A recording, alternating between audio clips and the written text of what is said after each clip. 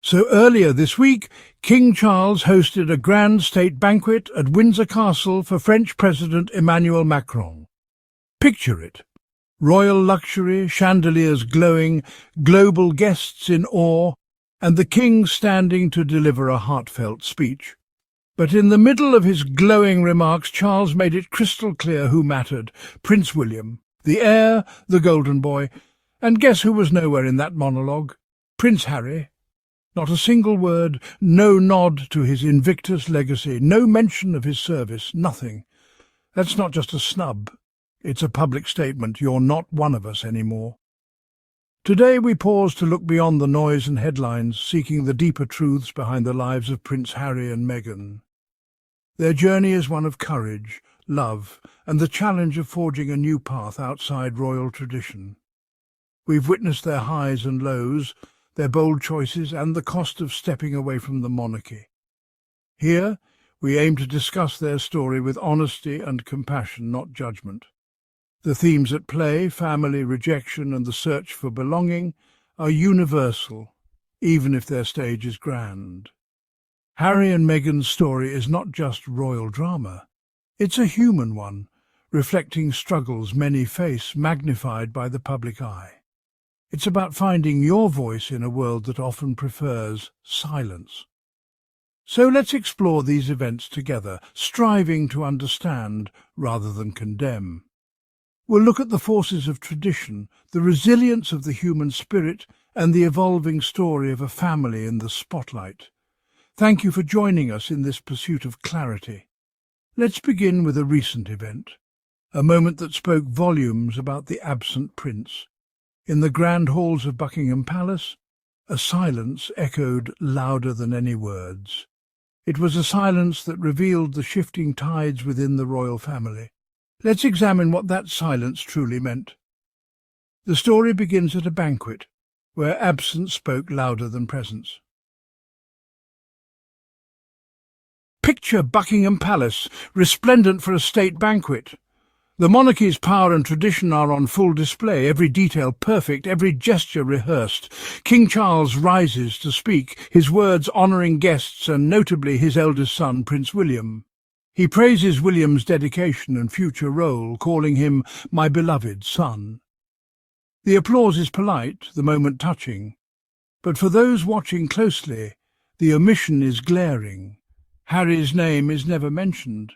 In a speech about family and continuity, the absence of the younger son is a statement in itself. Harry, now in California, is not just physically absent, he's missing from the narrative. The silence is deliberate, a public signal that the royal story has moved on without him. The gilded cage has closed its door. In that grand hall, history was made not by what was said, but by what was left unsaid. The message was clear: the future is William's. For Harry, the exclusion was unmistakable. The monarchy had drawn its line. Was this just an oversight? Hardly. In the monarchy, every word is chosen with care.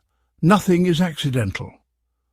The king's silence on Harry was a calculated move, a message to the world. By praising William and ignoring Harry, the king reinforced a narrative. William is the future, Harry is the outsider. This was not just a family moment, but an institutional statement. The monarchy survives on unity and image. Harry's departure threatened both. The speech was an attempt to restore order, to erase the disruption Harry caused. By omitting Harry, the king reassured the public and the establishment that the line of succession is secure. This was a state banquet, a global stage, every word scrutinized. To leave Harry out was to make his exclusion official. It was a dignified but brutal form of public shunning. The silence was heavy with meaning, a message of estrangement. The monarchy was protecting itself, drawing a clear boundary. For Harry, the message was unmistakable. His chapter in the royal story was closed. The omission was not empty, it was filled with intent. The world saw a family, but also a fortress. For Harry, the public snub was deeply personal. Choosing a new life is one thing, being erased from your family's story is another. The king's silence confirmed Harry's fears. His choice for independence meant banishment. The monarchy demands conformity. Harry's path was a radical break. The speech was a warning. Freedom comes at the price of exclusion. Publicly, Harry is painted as an outsider, no longer central to the royal narrative. The palace is rewriting history, positioning William as the sole heir. For Harry, the emotional toll is immense. A son seeking approval, now left in the cold. The rejection is profound, a final closing of the door. Harry stands alone, no longer a prince in waiting, but a man forging his own way. In California, Harry hoped for a fresh start. Hollywood welcomed him and Meghan as a blend of royalty and celebrity, but the embrace has cooled. Even friends like John Travolta have grown distant. Hollywood, like royalty, values alliances and avoids controversy. The Sussexes' public rift with the monarchy is seen as risky. Some fear that supporting them means taking sides in a global family feud. The result, subtle rejection, another layer of isolation for Harry. He left one system of judgment for another, discovering that reinvention isn't easy. Even in Hollywood, the shadow of his past follows him. The cold shoulder in California echoes the silence from the palace. These events form a pattern, a quiet campaign to isolate Harry. The king's snub, Hollywood's distance, and negative press all serve to diminish his influence. It's strategic, not accidental, a way to push him to the margins. The monarchy benefits if Harry is seen as struggling, not thriving. The message, leaving the firm, leads to exile, not freedom. This is an old tactic. Institutions marginalize dissenters to protect their image. Harry faces not censorship, but social exclusion and a steady drip of negative stories. Each act may seem small, but together they create powerful isolation. The goal turns Harry from a beloved prince into a cautionary tale. The narrative preys on our deepest fears, being cast out and alone.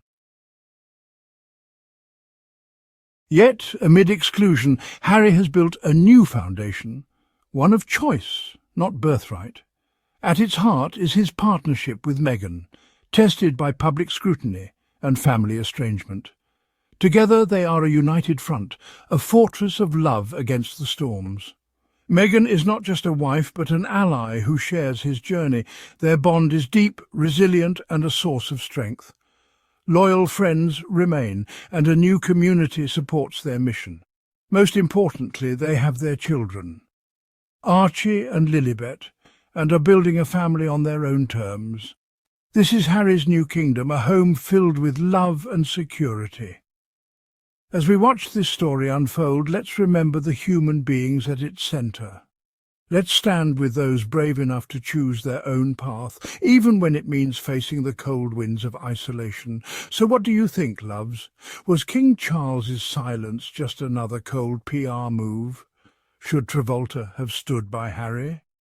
Drop your thoughts below, hit that like button, and subscribe if you're tired of the hypocrisy and double standards.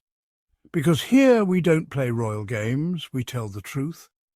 This is Adrian for Meghan and Harry Tales. Until next time, keep standing with those who dare to break free.